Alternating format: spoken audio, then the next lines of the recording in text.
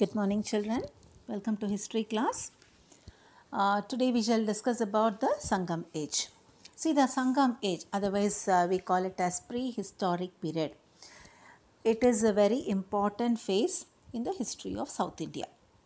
And this period, how are we able to get the information about these Sangam age is from the Sangam literatures and from the Tamil Brahmi script. We are able to understand that how important is the early historic period, and we shall learn about in today's topic we shall learn about the people, the society, and what sort of culture they followed. And just a second, children, just a second. We'll learn about chronology. See, normally it is considered that when the Sangam age is being depicted, it is believed that this Sangam text, the information from the scripts, that is the Sangam literatures and the Tamil Brahmi script, we are able to understand that the Sangam ages, it is the Sangam age has existed between 3rd century BC and 3rd century AD. And we have about the references of all this is there in the Greek Roman text also. And apart from that, we get this information that the Sangam age has been in existence from 3rd century BC to 3rd century AD through the Tamil Brahmi scripts, and the references about the Chera, Chola, Pandyas were also made in the Ashoka inscriptions. Okay, the Ashoka inscription, the almost the northern part of India, it was ruled by King Ashoka, and in the Ashokan Brahmi script, in that also, and the edicts and inscriptions also, it has been mentioned that the Sangam age has been in existence between 3rd century BC to 3rd century AD. Now let us learn about the Tinai. The concept of Tinai, it has a special mention in the Tamil grammar work of Tolkapiyam. And we need to understand all these classical Tamil poems. Tinai means what? It represents a class or a category of people who live in a particular ecozone. Okay, in a specified geographical area or physiographical area. Okay, Tinai refers to a category of people who are living in a particular physiographical area with special characteristics. Okay, and Sangam poem, it takes a clear mention about the human life and a deep relationship about this human life with nature. And the themes of the poems, it has been broadly classified, because all these about Sangam ages, it has been in the form of poems only. And these poems are broadly classified into Agam and Puram. Agam means what? Interior. Puram means exterior. You call it as Agathinai, Purathinai. In Tamil you might have learned. Anything which refers to the situations of love, family life, the relationship between family members, brothers, sisters, and about wife, husband, all those comes under Agathinai. Purathinai, it deals with the particulars of war, a king, and what is the heroic deeds of a king, how he wages war, and about patriotism and your attachment towards your country. All those activities, all those aspects of lives are dealt in Purathinai. So this is Agathinai and Purathinai. Next is Ainthinai. Ainthinai, otherwise you call it as the 5 landscapes. Okay, the Tamilagam has been divided into 5 distinct landscapes, and these distinct landscapes have got different characteristics. Each landscape has got a different characteristics, and the people belonging to that landscape or that particular distinct region, physiographical region, they have a separate particular deity, that is God. Their occupation is different, the god they worship is different, and the culture of the people is also different from the other landscape people. And in in Ainthinai, we'll be learning in depth about what is Ainthinai, and the scholars have the classification about these 5 Thinais reflects the lives and situations of people belonging to these different landscapes. Now, what are the 5 landscapes? Kurinji, Mullai, Marudam, Neidal, Palai.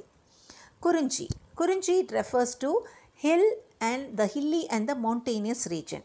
Okay, and mountainous region, and they have a separate god for them.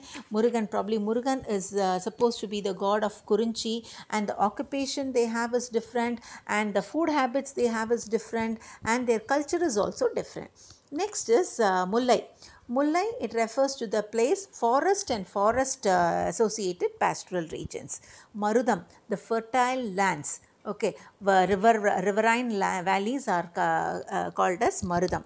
Neidal, the coastal regions. Okay, and Palai, the desert region. In Tamil, you might be learning Malai சார்ந்த இடங்கள் குறிஞ்சி, காடு சார்ந்த இடங்கள் முல்லை, மருதம் வயல்வெளி.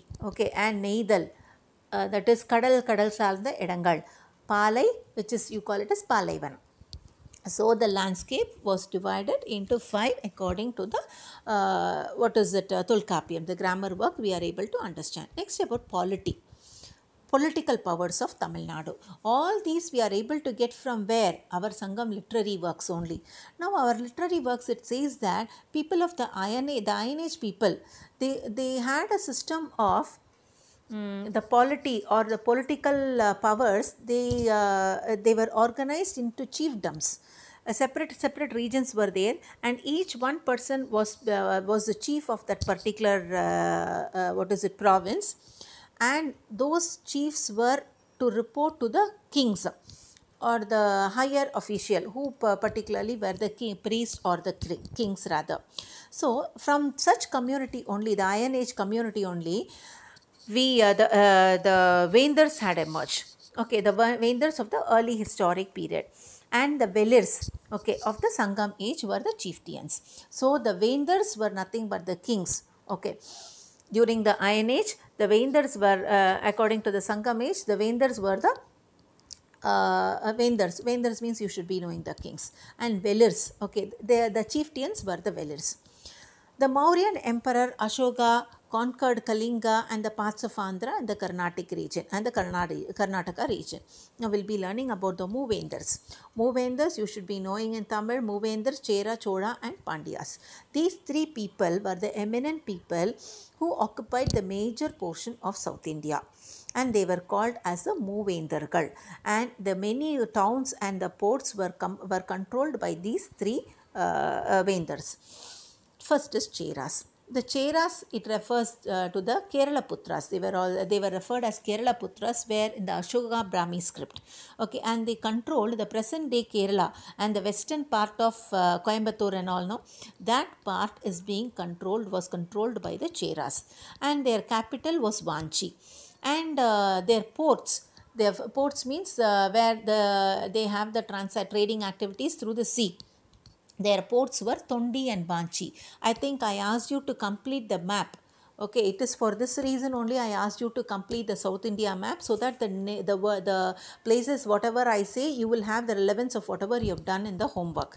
So Tondi and Banchi, Mussoorie, it lies in the coastal areas. Those were serving as the ports for the Cheras.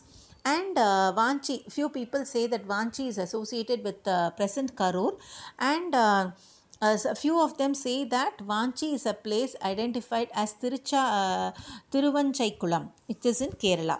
And our Tamil poem Paditru Pattu, in last class we learnt about Pattu Paattu. Pattu Paattu, Ettu Thogai, we learnt about that. Is it under Ettu Thogai, that is 8 anthologies, we have Paditru Pattu.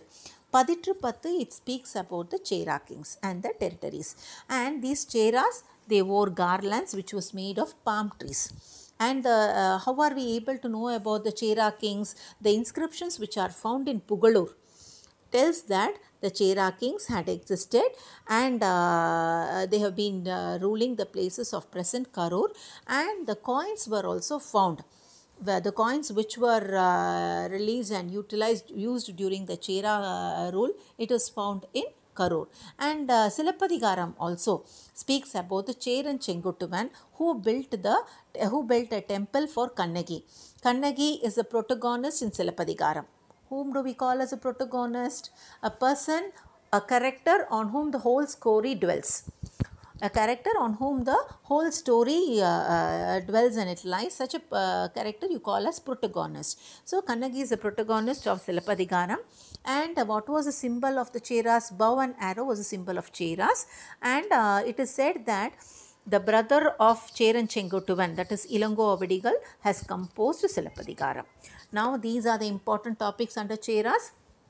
Underline bow and arrow, the symbol of Cheras. Ilango Avadigal composed Silappatikaram. He is the brother of Cheran Chengotuvan.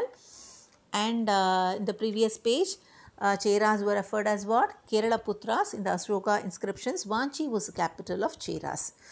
And Paditru Pattu speaks about Chera kings. Next is about the Cholas. See, the Cholas ruled the present Kaveri Delta and the northern parts of Tamil Nadu. And their capital was Uraiyur. Uraiyur is a place in what? Present Trichy. And their port was Kaveri Pumpattinam. It is the Kaveri Pumpattinam, it empties, drains into the Bay of Bengal. For Cheras, Vanchi and Musiri was a port which empties into the Bay of Bengal. For Cholas, Kaveri Pumpattinam was the port which empties into the Bay of Bengal. And Pumbuhar, Kaveri Pumpattinam, or otherwise you presently it is called as Pumbuhar. And Pattina Palai, it is a long poem. It tells about Kaveri Pumpattinam. It was composed by Kadayalur Uthiran Kannanar. Udiran Kannanar. I think it is Uthiran Kannanar or Udiran Kannanar. I am not a little sure about it. And Silappatikaram also describes about the activities, trading activities which was done through Kaveri Pumpattinam. Next is, when we talk of the Chola kings, Karikalan was one of the notable Chola kings. Underline this. Okay, underline this and underline Kadayalur Uthiran Kannanar. And the credit of bringing all, he was a person who brought even the forest areas into cultivation, because Kaveri water was utilized for irrigation purpose in a very effective manner during the time of Karikala. And the foundation for extensive irrigation projects, for bringing good number of irrigation projects, the foundation was done by Karikala Cholan. Kallanai was the present Kallanai Dam, no, it was built by Karikala Cholan. This itself is a very good proof that he has given good amount of irrigation foundation work for irrigation projects. And Karikalan, he fought battles with the Pandyas, Cheras and the other chieftains also. And the Chola emblem was, tiger was their emblem, and the coins that they used were square in shape. And in that coins, it was embossed, the horse, the pictures of horse, a tiger was there, elephant, it was considered to be the sacred symbol. Okay, it was embossed on the coins. Next is about the Pandyas. The Pandyas ruled the southern part of Tamil Nadu, and this is also mentioned in the Ashoka Brahmi script only. And Madurai was the capital of the Pandya kingdom. And it is believed that the Sangam literary works, the traditional credit of the Pandya rulers, they were the people who supported the Sangam literary works, and it is said that Sangam Valartha Nadu Madurai is said to be the land for what is it? It is a cradle for the development of the Sangam ages. And the kings also supported the Tamil Sangams, and the compilation of various poems were done in the Pandya during the time of Pandya rulers only. Mangulam Tamil Brahmi inscription, it mentions about King Nedunchadiyan, Nediyon, Mudathirumaran and Palayagasale and Mudukudumbiyum Perikku, some name, okay, I cannot pronounce it. Okay, so these were the important rulers, and the Pandya symbol was fish, was the Pandya symbol. Next is, we shall learn about the chieftains. So far we learnt about the Vendors, kings or the Vendors. Now we shall learn about the Velirs, otherwise we call them as chieftains according to the Iron Age period. Okay. Now the chieftains, there were more number of chieftains, that is the Velirs under a king. The Cheras had more number of Velirs. You call it as Sittarasargal. Okay, and under the Pandyas there were more number of Velirs. These Velirs, what was their main duty was, they have to support their kings during the time of wars. And apart from that, these Velirs also fought among the other Velirs and acquired and extended their territories also. And out of these Velirs, there were numerous Velirs, and there were 7 chief Velirs. about whom it is being mentioned in the Tamil literary works also. That is Pari, Kari, Ori, Nalli, Began, A and Adiyaman. You might have learnt about, they were known for their generosity. These chieftains were known for their generosity. Generosity, Tamil you mean Kodai. And they had very good relationship with the poets, and they were very large hearted, generous, and they had established good relationship with poets and their movenders for whom they were supporting. You might have learnt about Pari, Mullaikku Ther Kodutha Pari, Adiyaman, how he gave the what is it Nellikani to Avayar, because he believed that if Avayar is living for more number of years, she would protect and take Tamil to the next level. So generous they were. Okay, and Began, he was the one who gave what a shawl for peacock. Mullaikku, what is it? Mullaikku Porvai Kudutha Began. Okay, all those you might have learnt in Tamil, and your Tamil ma'am would have told you many stories about these dwellers. And next is about the Sangam, society in Sangam age. How the people, what is the constitution of composition of the people. See, there were tribal community, and the king ruled the king, large kingdoms, it was ruled by the king. And the composition of the people, it was like there were different community or clans of people living in the Sangam age. What were the different community? Banar, people who sing. Okay, Parattavar, Einar, Ulavar, Kanavar, Vettuvar, Maravar. These are few of the clan-based communities which existed during the Sangam age. Of all this, okay, the Vendors or the chiefs, they were associated with the higher social society of the group. Who were the higher social, who were the people who belonged to the higher social strata? The priests were the people who belonged to the higher social strata. So they were known as Andanar. They did all the pujas in the temples. And the artisans, okay, there's the people who make pottery, and blacksmiths were also there. And the caste also was based on the work that people did. See, present day we have so much of caste. All those castes had their origin. These castes, the people were divided into different castes only based on the work they did during the Sangam age. We need to very clearly understand this. Now we name few people with different castes. They have been classified under this particular caste only based on the work that their ancestors did during the Sangam age. And agriculture gained a lot of importance, and the forest and wild animals were part of the ecosystem, and hunters were there, gatherers were there, and manual workers were also there. All these people were classified into different clans. And next is, what was the role of women in the Tamil text? See, women were portrayed as mothers. They were portrayed as heroines in the anthologies, and they were also foster mothers. These women were very friendly women. They came from the Banar family. They belonged to the dancers class, or they were even poets and royal women. All these people were portrayed in the Sangam literature. And we have the references about women and the work of the women in the 5 ecozones, that is Marudam, Mullai, Neidal, Palai and all. There also we have references about women. And Venni Kuyathiyar, these people were identified as a poetess who belonged to the village of Venni. Okay, and the references of all this is being, they were the people who protected the Thinai fields from birds and birds and animals. And Umanar Kula women, these people were referred to as the women who were selling salt and who were involved in the production of salt and all. And these women, the women instances where women prefer to die along with their husband also incur in the literary times. It was believed that when the husband dies, the women also dies along with their husbands. All those information we are getting from the literary works about women. Next is about economy. How economy? It was a mixed economy. In the it was mixed in the concept of mixed economy was being described in the uh, literary works. That is, how did people earn their livelihood? People did agriculture. They did that is industries were there, craft were there, potteries were there. They earned their livelihood by doing all this. First, let us learn about agriculture production. Agriculture, it was the main source of income for the people. That was the main source for their subsistence. Subsistence means their livelihood.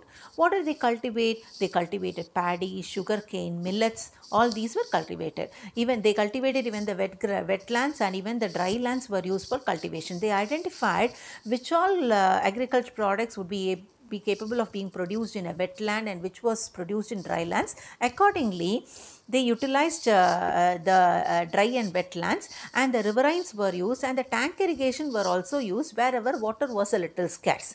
And paddy was cultivated, millet was cultivated in the dry lands. Okay, and variety of rice were also cultivated. Now we say red rice, that is sennal, and white rice, vennal, and avivanal. All these were the different types of rice which was cultivated, and it has got special mention in the Tamil literature.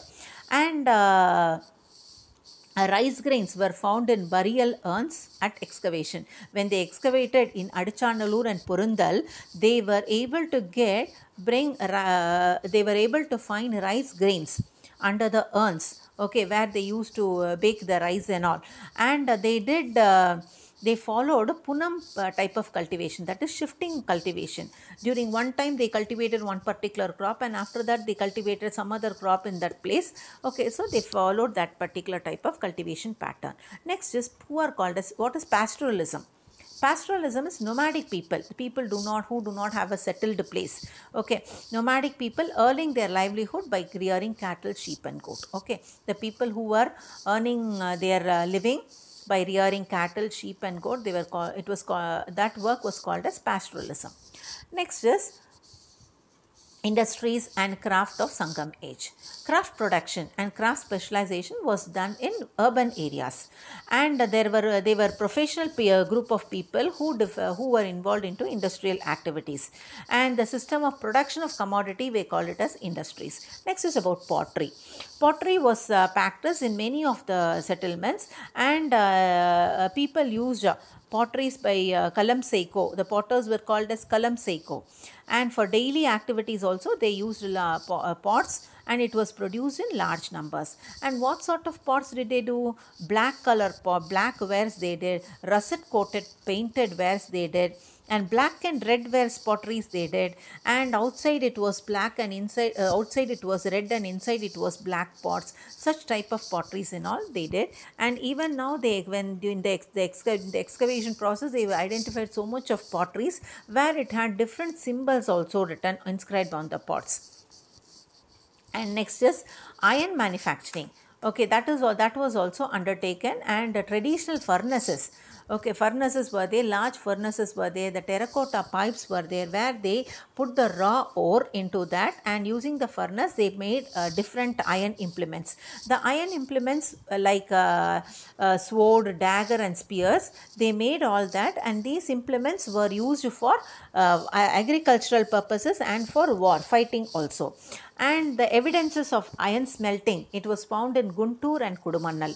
We are able to understand that these people were using iron implements also. Next is stone ornaments. See, the people adorned themselves, decorated themselves with different ornaments. The poor people, they made ornaments out of clay, terracotta, iron, whereas the rich people, they wore jewelries made out of copper, gold and silver. Copper, precious stones were used by rich people as ornaments. Gold also were used. You could see different pictures. Next is gold ornaments. Gold ornaments, they were very well known during the Sangam age, and we are able to understand from the old stories that gold coins were used to make jewelries, and evidences of gold smelting was found in Pattinam in Kerala. And the gold ornaments were unearthed at the megalithic site of Suttukeni, Adichanallur and Kudumannal, and in the towns of Arikamedu, Keeladi and Pattinam in Kerala. When they excavated and unearthed, they were able to find so much of gold ornaments. Next is glass beads. Glass beads were also the glass beads were also used by the people during the Sangam age, and the glass material, that is silica material, it was melted in the furnace, and those melted silica material, it was drawn into thin tubes, and that tubes was cut into small pieces, and that pieces they wore it as ornaments. And about glass beads and different shapes and colors, it was found in Arikemedu and Kudikadu near Kudalo. All these tells us that glass beads were also used and industries were there producing glass beads. Next is about fishery. Pearl fishery and shell bangles. The Pamban coast is famous for pearl fishery. Okay, Muttunagar, Madurai it is called as Muttunagar also. The pearl, it was discussed recently, were in Kiradi sites, and they used shell bangles. They used to collect conch shells, okay, from the Pamban islands, and that was used as bangles made as crafted into bangles by the artisans. And whole shells were also fragmented, and they were found in many places, and all these are described in the Sangam literary works also. Next is about textile. Textile production was one of the important occupation, and spindles were used, whirls were used, and small pieces of cloths were found in Kodumanal. And the literatures too refers to the clothes called as Kalingam, and 5 varieties of textiles were there. That is also being referred. Spindle wheels were used for making threads. Okay, and exchange of trade, merchant, and trade routes. When we see production was made, and in the hilly regions were used for production, and the pastoral regions were used for agricultural production, and the traders were there, and the traders they were termed as Vanigam and Nigama. They mention about these traders who were called as Vanigar or Nigama. Trade means Vanigam or otherwise Nigama. Okay, and it is mentioned in the Tamil Brahmi script. And what are the types of trading or merchanting they did? There were gold merchants, cloth merchants, salt merchants were there. Salt merchants were called as Umanar, and they travelled in a bullock cart carrying the salt. Okay, with their families they used to sell the salt. Next is what were the means of transport used for trading? Bullock carts and animals were used for trading purposes. They used to go from place to place selling whatever the produced goods they did, and they linked various towns of Tamilagam. The trade only linked various places of Tamilagam. The types of watercrafts and sea-going vessels such as Kalam, Pahiri, Odam, Thoni, Teppam, and Navai were all used for transportation in the sea also. Next is barter and coins. Barter. Primarily, barter system was there, that is Pandamatra Murai. They exchanged goods for goods. Okay, and later on only rice was exchanged for fish. Salt was considered to be precious, and a handful of salt was fetching equal amount of rice. Just imagine how precious was salt, how important was salt. Okay, that is the reason why salt production itself was a separate community. They were called as Umanars. And the salt was so valuable that a handful of salt was able to fetch a handful of rice. And the coins hoarded, the coins were released by the Chera, Chola, Pandyas, and Malayamam indicates that they were using coins in the latter Sangam period also. Next is Tamilagam and overseas interactions. See, Tamil Nadu had trade connections with the countries both in the eastern side and in the western side. The Roman ships, they use the monsoon winds to cross the Western Sea and the Arabian Sea. And they had trade relationship with Tamilagam and the Western world also. Spices including pepper, ivory, precious stones were all exported from India. And apart from that, gold, silver and precious coins were imported from the other countries. Yavanar were referred as Westerners. The Westerners, the Greek people who were trading, okay, from the other countries. The Greeks, the Greeks came to India for trading, the Romans were there, and even the West Asian people also came to India for trading purposes. And in Tamil Nadu to Red Coast Sea, an Indian jar with 7.5 kg of pepper, teakwood and potsherd with Tamil Brahmi inscriptions and Indian pottery have been discovered at Berinai, a port in Red Sea coast of Egypt. Just imagine, they were able to identify Okay, 7.5 kilograms of pepper and teakuts. All these were found in where?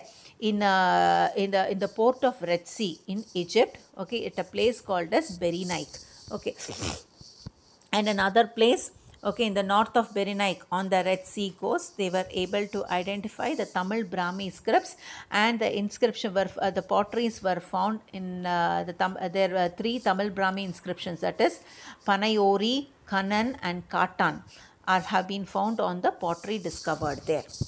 Next is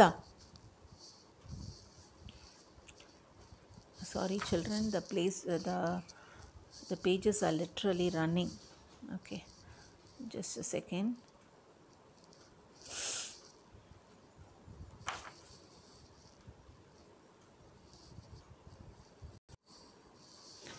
Okay, the stone with the name Perumpatankal. It was found at Kuan Lukpat in Thailand, and it is in Southeast Asia.